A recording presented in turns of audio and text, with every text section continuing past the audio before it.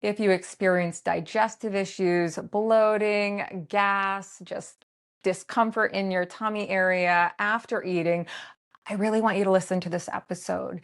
More than likely, you already have a list of foods that you know causes you digestive issues. You're very aware of that. You know what those foods are. I'm, in fact, lactose intolerant. So I know if something has lactose in it and I eat it, I'm going to have some tummy troubles. I'm very aware of that, and I know that specific food for myself.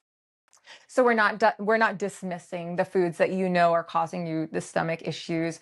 I am confident that you know what your body needs, but I want to provide you with an additional lens here because I think this is really going to help you, and it may even give you a lot of freedom before we start blaming other foods, because I know what can happen, right?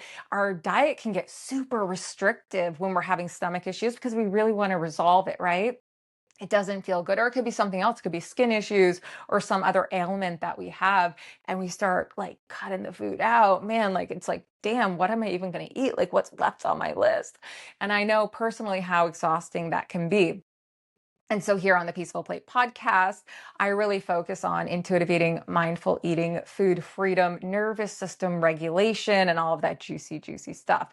And so one of the things I want to talk about today, if you feel like your list of foods that you're able to eat are dwindling, and this is because maybe some stomach issues, some digestion issues, one of the things I really want you to do, I'm going to give you a very simple practice to do today to support your nervous system. But I want you to get curious about the state of your nervous system throughout this week. I just want you to be curious of, hey, like what state is my nervous system in right now as I'm eating?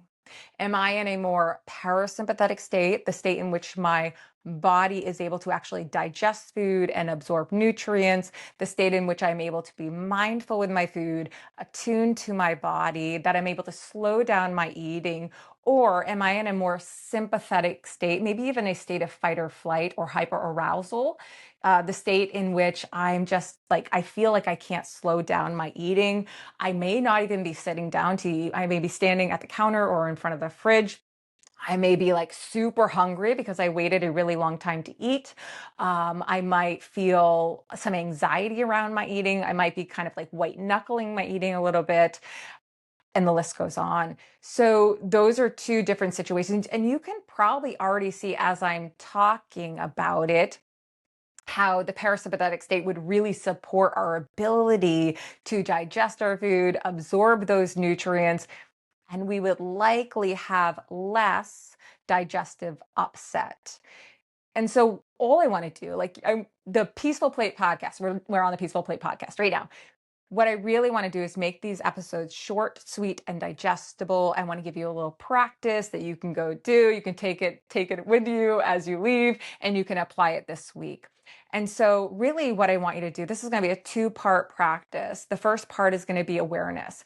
I simply want you to kind of be like a detective this week. Without judgment, this is key, guys, without judgment, from a place of curiosity, care, compassion, and kindness towards yourself and everything you've walked through in your life.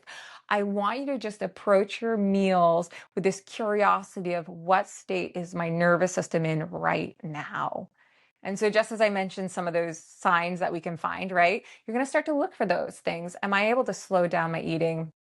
Or do I feel like an urgency to eat? Am I standing or am I sitting? Do I feel like I'm white knuckling my meal, or do I feel a little more relaxed as I'm eating it? Those are signs, right? And of course, the more sympathetic fight or flight, that would be the things like the hypervigilance around eating, the white knuckling. We're standing, we feel like a sense of urgency. The parasympathetic rest and digest would be more that, like I'm sitting down, I have a little more ease in my meal. I'm able to actually look at the color and the textures of my food. I'm actually tasting my food, and I just have more ease about my experience. You see the difference. So again, without judgment, from a place of curiosity, compassion, and kindness, I just want you to notice, what state is your nervous system in? And then you can notice, As you leave that meal, like, how is your stomach feeling? You could just notice, like, am I feeling like some gas, some bloating? Am I feeling ease in my stomach? And just simply notice this. This whole part is just awareness, noticing. Spend some time this week doing this. And then the second part of this practice, if you notice that you're in that more sympathetic fight or flight state as you're eating, we're going to do a little practice that provides our body, our nervous system, with proprioceptive input. Proprioception, essentially, really all it means, it's the fact that your body knows where it is in space. Like, we could close our eyes and we could take our pointer finger and we could touch our nose. And that's because of proprioception. Like, I didn't have to like figure out and see my nose, can't see my nose. Or we can walk and we don't have to look at our feet because of proprioception. But the cool thing is proprioceptive input. What happens is sometimes when we can get into that fight or flight, anxious state, sympathetic state, we kind of get sucked up into our mind, right? We have anxiety, we get lost in our thoughts, we ruminate and all of that. And so what happens is proprioceptive input lands us back in our body. It brings us back into our body and allows our body to be like, whoa, like, I'm right here, right now, I'm safe. And so the practice we're going to do, super simple, guys. And all the practices I give you, super simple, but highly effective. If you do them and you do them consistently, you are going to see massive shifts in the health of your nervous system. So the proprioceptive input practice we're going to do today, all you got to do, guys, is before you start eating, just make sure you're seated in a chair. Oh, my shorts, like, I do get shorts on. I'm going to stretch them down a little bit.